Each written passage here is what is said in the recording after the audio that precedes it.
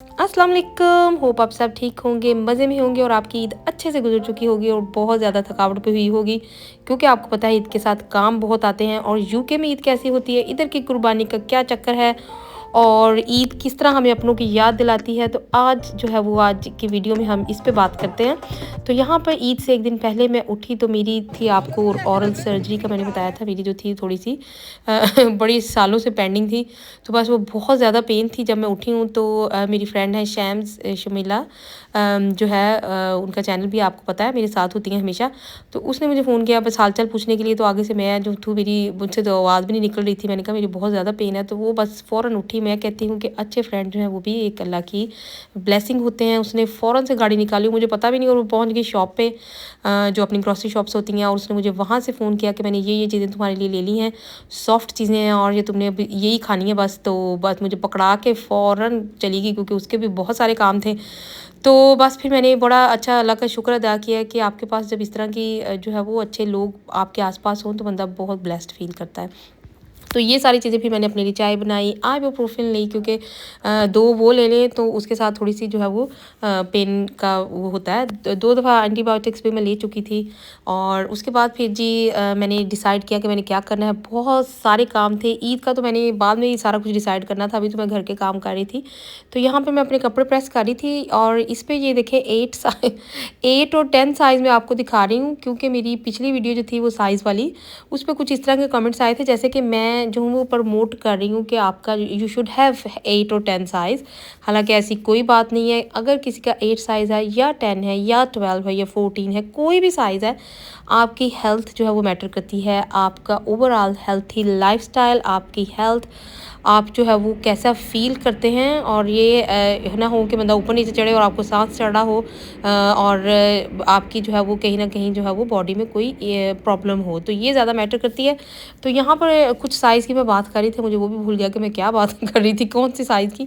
तो ईद की बात पे आते हैं वापस। तो जी यहाँ पर आपको पता है कि यूके की ईद बहुत डिफरेंट होती है, क्योंकि इधर कुर्बानी बहुत डिफरेंट होती है, पाकिस्तान में डिफरेंट होती है। इधर कुर्बानी का ये फ़ायदा है कि आपके बच्चे सीख लेते हैं। अगर आप अफोर्ड कर सकते हैं, सबसे पहले तो कुर्बानी आप ऐसी कंट्रीज़ में करें जहाँ पर वाक़या ही जो है वो बहुत ज़रूरत है।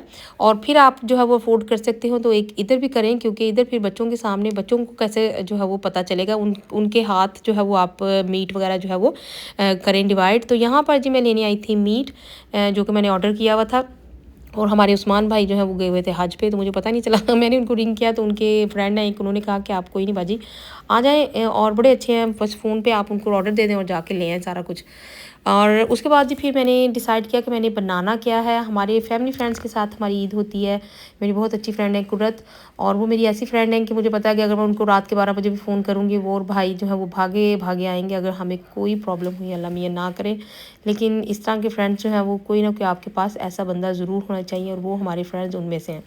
तो जी बस यहाँ पे फिर मैंने डिसाइड किया कि मेरे बच्चे जो है थोड़ा सा बारबेक्यू खा लेते हैं। उनको जो है वो उन्होंने हमें बल्कि इनवाइट किया हुआ था। तो मैंने कहा मेरे तो बहुत ज़्यादा दाँत में बहुत प्रॉब्लम है और जो है वो सेटल ही नहीं हो रहा, तो हम इंशाल्लाह थोड़े दिन ठहर के फिर इकट्ठा गेट टुगेदर करेंगे। तो यहाँ पर मैं बना रही थी चपली कबाब, उसके अंदर मैंने जो थे थोड़े बहुत घर के मसाले डाले, कुछ वो चपली कबाब वाला मसाला, ऐसे एक एग डाल दिया। इसमें यह है कि एक फ्राई एग करके भी आप डाल दें ना, थोड़ा सा हाफ फ्राई, तो जो वाइट वाइट बिट्स होते हैं वो अंदर से नज़र आते हैं, जैसे जो रियल चपली कबाब के होते हैं। और जो है वो बच्चे मेरे ज़्यादा इतने शौक से खाते नहीं, लेकिन जब आप इसको फ्राई थोड़ा बहुत करें तो उसमें यह है कि आप टोमेटोज़ वगैरह भी लगा सकते हैं, जो कि हमारे बच्चे नहीं खाते, तो मैंने नहीं लगाए थे। उनके लिए फिर मैंने बर्गर बनाए, क्योंकि ये मैंने अगले दिन नेक्स्ट ईद वाले दिन ही मैंने फ्रेश बनाने थे, तो ये बस मैंने थोड़े से उनको अभी शाम के लिए बना के दिए थे। तो सेकंड चीज़ जो बहुत शौक से बच्चे खा रहे होते हैं, वो खा रहे होते हैं जी चॉप्स, जो कि बहुत मज़े की बनती हैं, जूसी बनती हैं। लेकिन आपने इनको मैरिनेट जो है वो एटलीस्ट 24 आवर्स के लिए, नहीं तो 24 टू 48 आवर्स के लिए आपने इनको मैरिनेट ज़रूर करना है। तो इसमें मैंने जो है वो घर के थोड़े थोड़े मसाले डाले, कुछ मैंने तंदूरी मसाला 1 चम्मच डाल दिया था, 1 चम्मच आई थिंक मेरे पास कोई और मसाला था शायद, वो डाल दिया था, और थोड़ी सी क्रीम डाल दी थी, बिल्कुल ऐसे लाइट सी योगर्ट, थोड़ा सा ऑयल, तो चाहें तो बटर भी आप डाल लें इसमें। तो उसके बाद फिर जी मैंने जल्दी-जल्दी जो था वो थोड़ा-सा बस मैंने बोनलेस इसमें चिकन लिया था। यहाँ पे मेरी बहुत ज़्यादा जो थी एक साइड पे स्वेलिंग भी हुई हुई थी, तो दर्द भी ऐसी थी, लेकिन फिर भी मैंने कहा थोड़े से राइस बना लेते हैं। पहले मेरा कोई ऐसा आइडिया नहीं था, लेकिन आपको पता है राइस के बगैर ईद नहीं होती। तो फिर मैंने यहाँ पर जो थे वो राइस बनाए थे चिकन पुलाव, लेकिन उसमें मैंने जो था वो बिरयानी की तरह थोड़ा-सा मैंने जो हमारे पास इमली होती है और जो ड्राई प्लम होते हैं, आलू बुखारा जिसको भी बोलते हैं, तो वो भी मैंने डाल दिया था अंदर। थोड़ा-सा मैंने बिरयानी का मसाला डाल दिया था, कुछ मैंने जो साबुत मसाले और गरम मसाला वो डाल के बड़ा अच्छा मज़े का बन गया था। यहाँ पे मैंने कहा कि सुबह-सुबह उठ के जो है ना वो मेरी मदर इन लॉ ज़रूर सेवइयाँ खाती हैं ईद वाले दिन। तो मैंने कहा कोई और डेज़र्ट तो मैंने पहले बनाना ही बनाना है, लेकिन सबसे पहले जो है वो मैं सेवइयाँ जो है वो थोड़ा इस दफ़ा मैंने हर चीज़ जो थी वो थोड़ी डिफरेंट टेस्ट से बनाई थी। जैसे मैंने पुलाव बनाया था बिरयानी स्टाइल, बहुत मज़े का बना था। इसी तरह फिर मैंने जो सेवइयाँ हैं वो भी जैसे नॉर्मली हम लोग पानी वाली सेवइयाँ बनाते हैं ना बटर में, तो ये है वैसी थी, लेकिन उसकी जगह मैंने थोड़ा-सा मिल्क डाला उनको और उनको टूटने नहीं दिया बस। इतनी देर के लिए आपने बनाना है कि ये अलग-अलग रहें बस। उसके बाद फिर आपने जब सर्व करना होता है, आपने बस क्रीम डाल के इनको दम लगाना है दोबारा से, और इनको टूटने नहीं देना, इसी तरह अलग-अलग रहें। ये बिल्कुल खिली-खिली जैसे ज़र्दा होता है इस तरह। और ये ट्रस्ट करें इतनी मज़े की ये बनती है ना, इसमें यह है कि मिल्क डाल के आपने थोड़ा-सा बस इसको कुक करना, आपने वाटर नहीं डालना, और उसके बाद आपने क्रीम डाल के इसको दम में लगाना सर्व करने से पहले। पहले से आपने नहीं क्रीम डाल के उसको रखना, और ये अलग से बड़ा अच्छा सा इसका टेस्ट आ रहा था। उसके बाद फिर जी मैंने थोड़ी बहुत सफाई की, हालाँकि दिल बिल्कुल भी नहीं था, और मेरा दिल था बस मैं लेट ही जाऊँ, बहुत ज़्यादा जो था वो मुझे प्रॉब्लम हो रही थी। फिर लेकिन करते-करते सफाई आपको पता है एक काम स्टार्ट करो उससे दूसरा, उससे तीसरा, तो हाथ जो थे वो डिटर्जेंट में रह के मैं कहती हूँ हाथों को आप पहचान ही नहीं सकते, क्योंकि 24/7 जो है वो किसी न किसी काम में हमने डाले होते हैं। तो फिर मैंने यहाँ पे थोड़ा-सा एलोवेरा जेल डाला, फिर मैं अंदर आई, बच्चों के थोड़े से कपड़े प्रेस किए, वाइट ड्रेस था उनका, मैंने कहा चलो ईद नमाज़ पढ़ने जाएँगे। लाइट सा बस थोड़ा-सा मैंने यहाँ पे जो मेसी बना हुआ था वो टाइडी किया। फिर मैं बुक पे मेरे 1-2 पेज रह गए थे, वो पढ़े। रात के यहाँ पर तकरीबन 1 AM हो चुका हुआ था, ये देखिए, और नेक्स्ट डे ईद थी। और मेरे पास ये जो थी पुरानी कोन को पड़ी हुई थी, और उसका इतना ये मटेरियल थिन निकला कि मैंने उसको दोबारा साफ़ किया। उसको साफ़ करने के चक्कर में, वो छुपाने के चक्कर में, वो सारा जो था मैंने फ्लावर जो था वो बिल्कुल ठीक भी नहीं बना, और ये यहाँ पे टेक्सचर बहुत अजीब सा था। फिर मैंने कहा मैं अपना ब्रेसलेट बनाती हूँ। ब्रेसलेट बनाने के चक्कर में मैंने पता नहीं क्या कुछ बना दिया। तो जी यहाँ पर थी जी नेक्स्ट डे ईद मॉर्निंग, और मैं पढ़ रही थी तस्बीह। अपने पेरेंट्स के लिए मैं ज़रूर पढ़ती हूँ, और कुछ ऐसे जो है ना मौके होते हैं जिसमें आपको बहुत कमी फ़ील होती है। और ये है कि हम लोगों के पास अच्छी ब्लेसिंग है कि मेरे mother in law father in law जो है वो बहुत उनका प्यार है हमें मिला, और उन्होंने मुझे फिर ईदी भी दी। बस फिर यहाँ पे थोड़ा सा इमोशनल थी मैं, और बहुत ज़्यादा दुआएं उनकी तरफ से मिली, तो दिल को कुछ तसल्ली हो जाती है आपके पास कि आपके पास कोई बड़ा है और आप बिल्कुल अकेले नहीं हैं। ये जो अकेले होने की फ़ीलिंग होती है ना, ये बहुत जो है वो डेंजरस फीलिंग होती है, और ये तो ऐसे होती है कि आपका दिल बैठ जाता है। यहाँ पर बस फिर मैंने जल्दी से थोड़े से नान, मेरे बच्चे बहुत शौक से खाते हैं, तो मैंने थोड़ा सा 1 कप जो है वो आटा लिया, 3 कप जो थे मेरे पास। 1 कप मैंने सेल्फ रेजिंग फ्लावर लिया, 2 कप जो है प्लेन फ्लावर, चाहे तो आप सारा भी सेल्फ रेजिंग ले सकते हैं। तो उसके अंदर एक जो था वो 1 अंडा डल गया, 3 से 4 चम्मच जो थे वो मैंने डाल दिए थे योगर्ट के। थोड़ा सा जो था वो अजवाइन थी, बिल्कुल चुटकी सी, और थोड़ा सा जो था वो बिल्कुल हाफ़ टी स्पून जो था वो इंस्टेंट यीस्ट थी। थोड़ी सी ये देखिए कलौंजी के सीड हैं, और थोड़ी सी शुगर डाल दी इसके अंदर। और चाहे तो वैसे अगर आपने सेल्फ रेजिंग फ्लावर डालना, फिर आपको बेकिंग पाउडर, बेकिंग सोडा, इस तरह की चीज़ डालने की कोई इतनी को ख़ास ज़रूरत नहीं है। लेकिन आपने ये सारी चीज़ें जो है थोड़ा सा जो आपने मिल्क डाल के पहले से इसको मिक्स कर लेना, ताकि जो यीस्ट है उसका फिर क्विक एक्शन होता है। उसके बाद फिर आपने थोड़ा सा मिल्क वार्म करके तो इसको अच्छे से मिक्स करके, और जो है वो ऑयल बिल्कुल जो है एंड में डालना है। ये ऑयल फ्री बनते हैं क्योंकि इसने आपने इसके ऊपर बाद में बटर लगाना होता है। तो बस अच्छे से फिर जो है वो एंड में बस ये ऑयल लगाया ताकि साइडें इसकी अच्छे से कवर हो जाएं, और इसको जो है वो 2 से 3 घंटे के लिए एटलीस्ट रख दें। और अगर वेदर गर्म है तो फिर तो 2 आवर्स में भी ये जो है ना वो रेडी हो जाता है। तो जी बस उसके बाद ये सारा कुछ रेडी करने के बाद बात हम कर रहे थे अपने पेरेंट्स की, तो बहुत पाकिस्तान की मैं कहती हूँ याद आती है। ये उस दौर की बात है जब सबके बच्चे जो थे वो अपने बच्चे होते थे, और मेरे अब्बू तो वैसे मस्जिद की जो है कमेटी उसके पूरे सेक्रेटरी थे, उनके पास हिसाब किताब, मौलवी की पे, सब कुछ जो है वो उनके ज़िम्मे होता था। वो जो थे मंथली जो मीटिंग्स होती थी उन सब की, चाय खाना पीना सब मेरी अम्मी के सुपुर्द होता था। वो बड़े खुश होते थे सबको दूसरों को खिला के। हमारे घर के सामने ग्राउंड होता था, और उसकी भी सारी मेंटेनेंस की जिम्मेदारी मेरे अब्बू ने उठाई हुई थी। वो कहते थे कि जैसे मेरे बच्चे हैं वैसे इसी तरह सबके बच्चों को ना एक हेल्दी जगह मिले जहाँ पे वो खेल सकें। और उसी ग्राउंड में ईद नमाज़ होती थी, हमारा गेट खुल जाता होता था, टेंट आ गए और मैं कहती हूँ वायर्स लग जाती थी और सोफ़ा जा रहा है बाहर। प्रॉपर ग्राउंड का जो था वो सेटअप होता था ईद नमाज़ के लिए, और ऐसे प्रॉपर लगता था कि कोई ईद है, कोई इवेंट जो है वो हो रहा है। अंकल लोधी मेरे हमारे नेबर हैं, मेरे अब्बू के फ्रेंड भी हुआ करते थे बेस्ट, तो उनसे जो पहले से बैंक में जॉब करते थे तो उनसे नए नए जो है वो न्यू नोट्स मिल जाते थे जो कि सब बच्चों की ईदी होती थी। अगर कोई गोश्त लेके आ रहा है छोटी ईद पे, कोई सवैयाँ लेके आ रहा है तो उसको कभी खाली हाथ नहीं जाने देते होते थी। मेरी अम्मी उनको वो देती थी न्यू न्यू नोट, और वो जो है न्यू नोट लेके जाके चीज़ें लेने का अपना ही मज़ा होता था। तो ये सारी बातें जो हैं वो अब कहाँ रही हैं। तो अब तो वो बातें ही नहीं हैं। और इस तरह यहाँ पर अब जब मैं अपने बच्चों को देखती हूँ, ट्राई मैं भी बड़ा करती हूँ, हमारे फैमिली फ्रेंड्स हैं तो उनके साथ हमने ईद करनी थी।